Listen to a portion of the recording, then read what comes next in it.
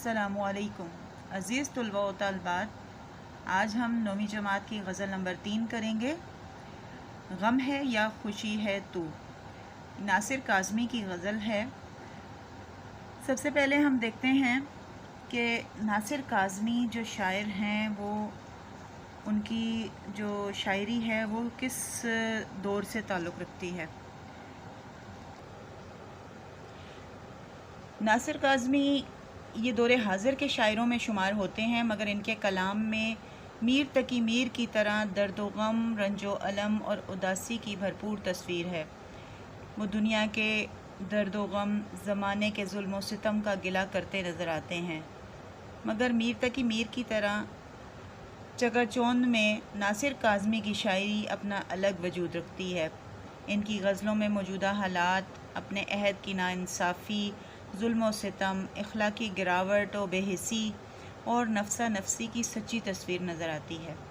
इनके कलाम की सबसे बड़ी खूबी ज़ुबान व बयान की सादगी है।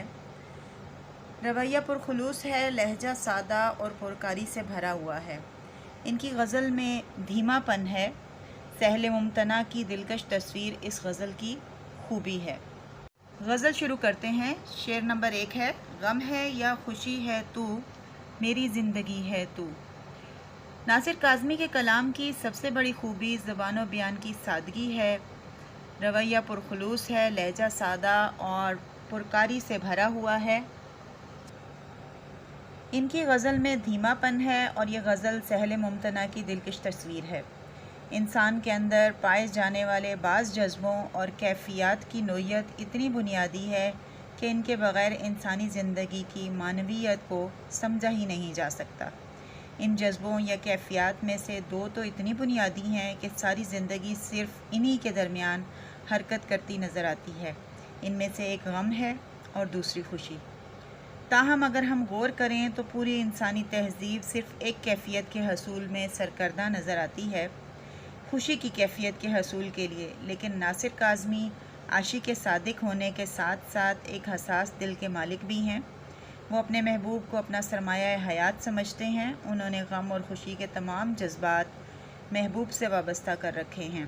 वो कहते हैं कि अब तुम ही मेरी ज़िंदगी हो, मैं तुम्हारी खुशी में खुश और तुम्हारे गम में उदास रहता हूँ। इनका इश्क हमा रंग है। ये इश्क उन्हें हुस्न और मुसरत से आगाह करता है।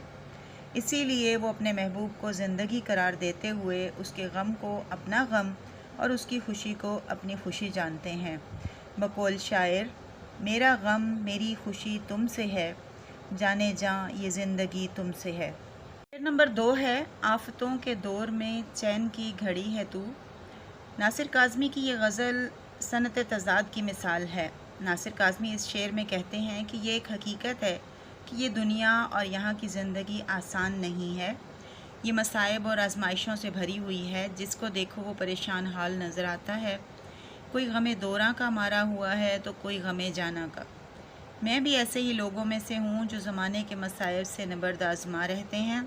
लेकिन इन मसाइब में जो चीज़ मेरे लिए बाइस सुकून है वो ये कि जब मैं तुम्हें देख लेता हूँ तो मैं अपने सारे दुख दर्द और गम व अलम भूल जाता हूँ। तुम्हारा दीदार मेरे लिए बाइस राहत और सुकून है। बकौल शायर, मोहब्बत के दम से ये दुनिया हंसी है, मोहब्बत नहीं है तो कुछ भी नहीं है। इस शेर में आफत और चैन आपस में मुतज़ाद हैं। नासिर काज़मी ने सनत तज़ाद इस्तेमाल करके शेर के हुस्न को 4 चांद लगा दिए हैं। ये जो हम तशरीह में दूसरे शेर लिखते हैं तो इसकी वजह से आपकी तशरीह को भी 4 चांद लग जाते हैं और उस्ताद जो है नंबर आपको इजाफ़ी देता है। शेर नंबर 3 है, मेरी रात का चिराग मेरी नींद भी है तू। इस शेर में नासिर काज़मी कहते हैं कि मेरे महबूब, तुम्हारा होना ही मेरे जीने का सहारा है। मेरी ज़िंदगी और मेरी कुल कायनात तुम ही हो। जब रात छा जाती है और हर तरफ तारीकी होती है तो मैं तुम्हारी यादों की चादर ओढ़ लेता हूँ। तुम्हारी यादें फिर एक चिराग की तरह मेरे वजूद में रोशनी बिखेर देती हैं। बकौल मोमिन ख़ान मोमिन, तुम मेरे पास होते हो गोया जब कोई दूसरा नहीं होता। मेरी नींद और मेरे ख्वाब व ख्याल में सिर्फ तुम ही तुम होते हो। अंधेरे उजाले, ख्वाब बेदारी, गमो मुसरत, गर्ज हर कैफियत में तुम मेरे साथ होते हो। بن تمہارے کبھی نہیں آئی، کیا میری نیند بھی تمہاری ہے؟ شعر نمبر 4 ہے میں خزاں کی شام ہوں، رت بہار کی ہے تو۔ اس شعر میں شاعر نے صنعت تضاد کا استعمال کر کے شعر کی معنویت کو وسعت عطا کی ہے۔ خزاں اور بہار کے الفاظ آپس میں متضاد ہیں۔ شاعر کہتا ہے میری زندگی غم و الم کا مجموعہ ہے، میری ذات اس باغ کی مانند ہے جس پر کبھی بہار کا گزر ہی نہیں ہوا۔